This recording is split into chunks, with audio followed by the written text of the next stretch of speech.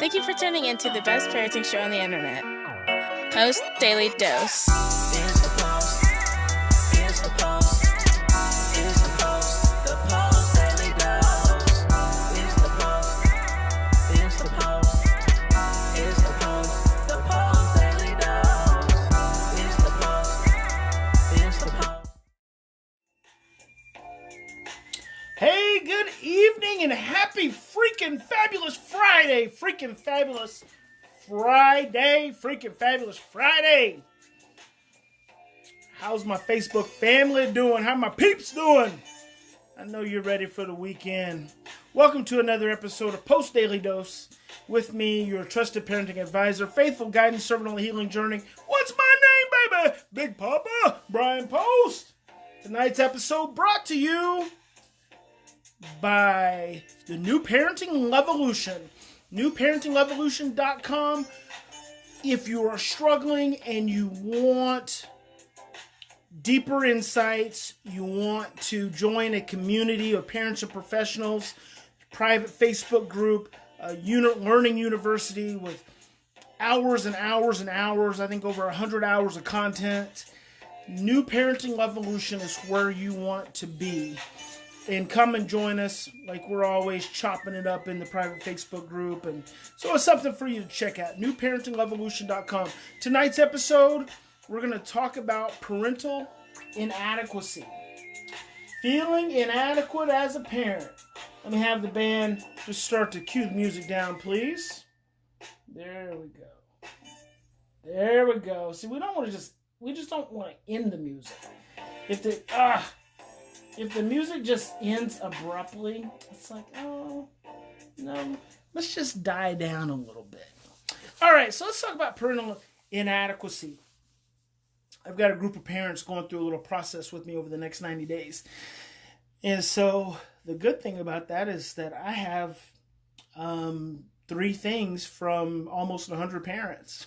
So I've got so many struggles that parents have that I get to share with you from time to time. I'll just be picking one out of there and be able to talk to you about it. Hey, Philip and Tina, good to see you guys in 2020. So anytime you are trying to parent a child of trauma, a child with high sensitivity, a child who's easily fearful, it's going to lead you to feel inadequate, like you're not enough. But here's the thing I want you to recognize. That inadequacy that you're experiencing is not coming from the challenge you're facing with your child. That inadequacy that you may be experiencing is coming from a place when you were younger and you felt inadequate. All emotional reactivity stems from unfinished business. The moment, and in fact, I think Eckhart Tolle is the one who first said that. All emotional reactivity stems from unfinished business.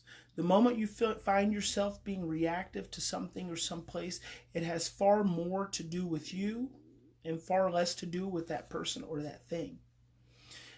The key is for us to stop, to slow down, and to look at it. Hello, Mary. You bet. I'm always happy to encourage. Happy New Year to you, Philip. Oh, you're welcome, Jessica. And hello there, Rose Baker. Rose Baker in the house. Rose Baker's been a foster parent in Humboldt County, California for 40 years. The woman is an icon. She is a legend. And I get to call her my business partner and also personal friend. Hello there, Terry. Good to see you. Good to see you. So, the challenge with feeling inadequate as a parent, we always want to attempt to place that blame on the children that we're dealing with, that we're trying to parent, that we're trying to create breakthroughs with. But that's not the origin. That's not the origin story of the inadequacy.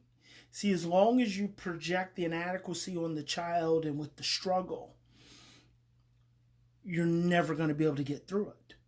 Because ultimately, what's going to happen is that you're going to find yourself feeling victimized by this child and by this child's energy. And so when you find yourself feeling victimized by your child, and I know a lot of times we don't think of it that way, but it's important for you to think of it that way. It's important for you to think of yourself as being victimized by your child.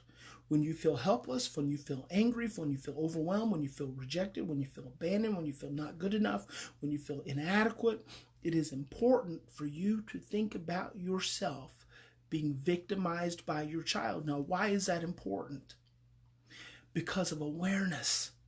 I need you to develop a consciousness of what you are experiencing in the moment.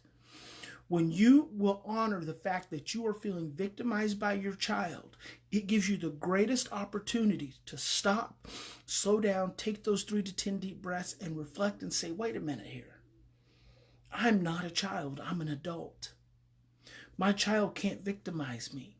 No one can victimize me. Maybe I was victimized before. And see, that's where it comes from. It comes from the fact that you were victimized before, long before your child ever came into your life. And it comes from that parental inadequacy. It comes from a place to where you didn't feel adequate to handle, most likely, adult situations. Most parents that I've worked with over the years, they feel inadequate because at some point in their childhood, some adult asked the child to be responsible for the adult's feelings. Some adult in that childhood asked that child to handle adult things and to function like an adult. And no child is capable of functioning like an adult. They're children. But what happens as a child who loves their parents, who wants to be good enough, you struggle and you strive to do your absolute best. And guess what? You're always going to come up short. So guess what feeling that's going to leave you with? That's going to leave you with seeds of inadequacy. Now, as you grow older and you feel really competent and really capable, and this is a tricky little dynamic. Ooh, it feels so slimy. I can just, it's such a nasty little thing for parents to carry with them. You spend so many days and weeks and years as a child trying to be good enough, trying to prove yourself to your parents who, they could be great parents. They could have just had to work all the time. Mom and dad both could have had to work all the time. Maybe there wasn't two parents, or maybe there were two parents, and they were stressed out all the time, and they needed you to take care of your little siblings, and so you busted your butt to be the adult. That's called being a parentified child. You busted your butt to be the adult, even though you were only 7 or 8 years old. But back when we were kids, that's not too far off the continuum for most adults. Age 40 to 70, 40 to 80, to have been responsible, to have asked to have been responsible for your younger sibling. So that very much was a part of our social upbringing and our culture.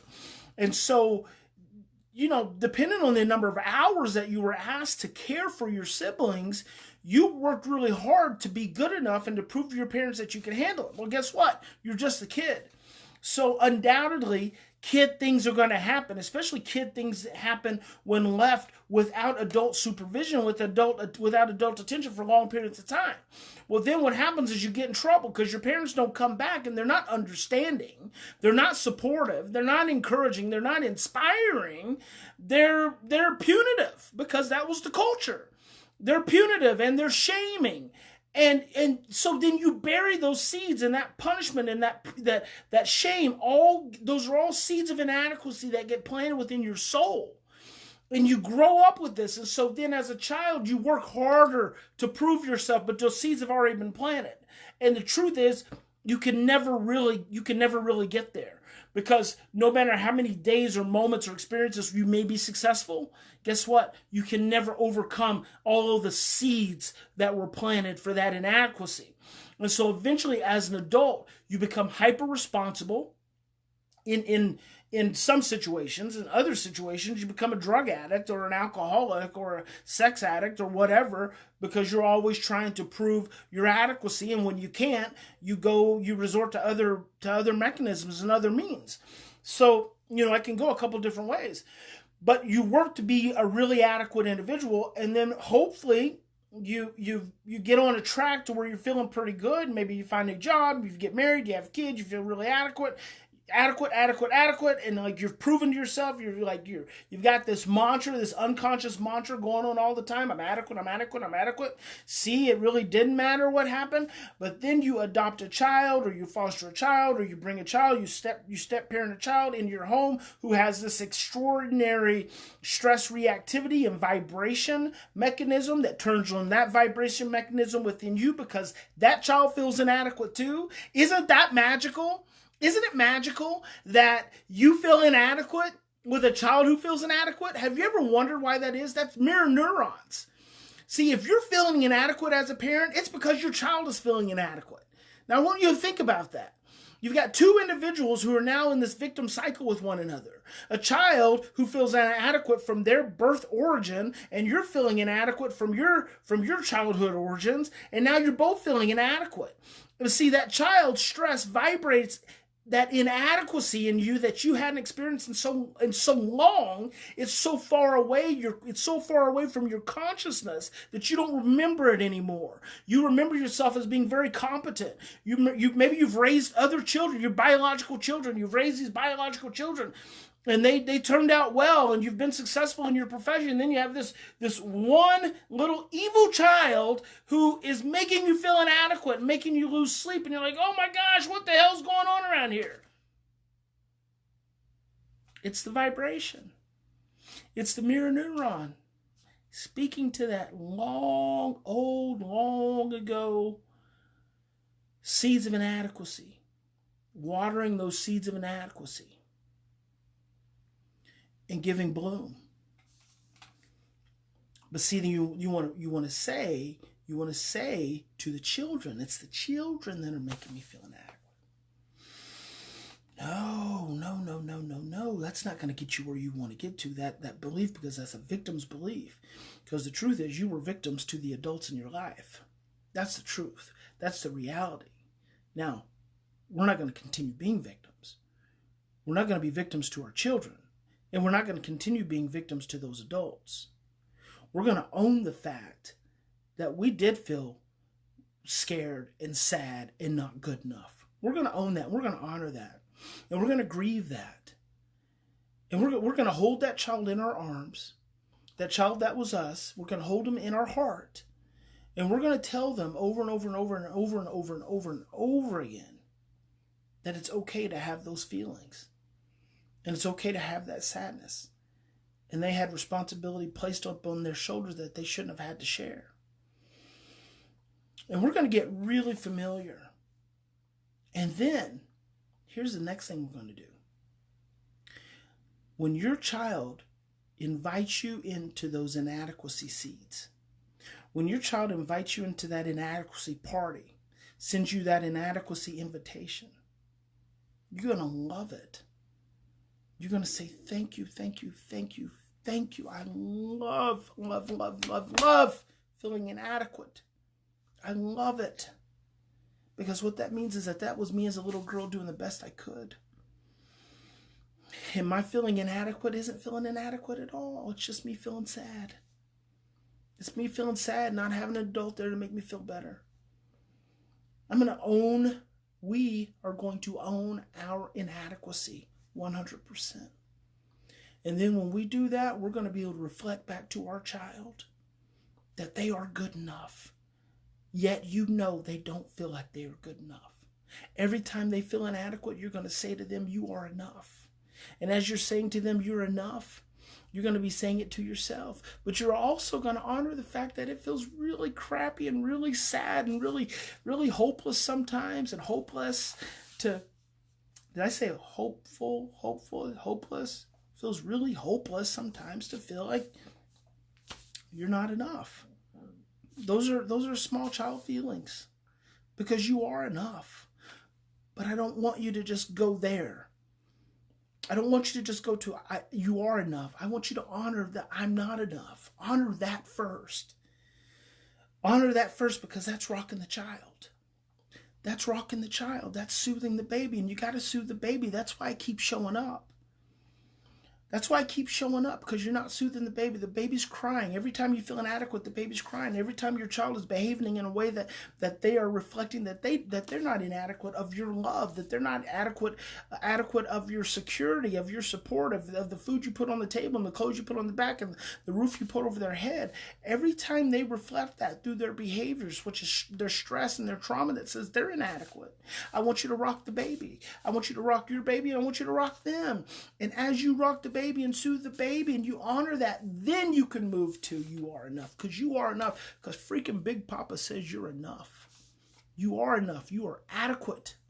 You are perfectly equipped to provide this child everything they need. You are perfectly equipped. Perfectly equipped. Perfectly equipped to provide this child everything they need.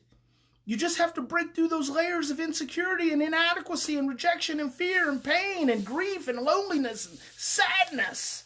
You just got to break through those. But after that, you're perfectly equipped. Hey, happy freaking fabulous Friday. Let's do this. We're rock and rolling right into 2020. We're going to knock it out of the ballpark. Remember, in any given situation, we always have two choices. We can continue to react from the same blueprints of stress, fear, and overwhelm, or we can stop, we can slow down, take 3 to 10 deep breaths, and we can choose love. And with that, let's let the party resume. Because what? Who loves you? Big Papa loves you, baby. God bless each and every one of you. Have a fantastic weekend.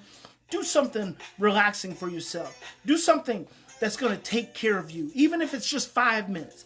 5 minutes. Just take care of you. Love yourself. Look in the mirror and love yourself. All right. We'll see you guys on Monday. I'll be in South Carolina. I'm going to surprise my biological father. He had some health issues towards the end of the year, so I'm going to surprise him. So I'll be talking to you guys on Monday from South Carolina. So God bless. I'll see you Monday. Bye, bye, bye.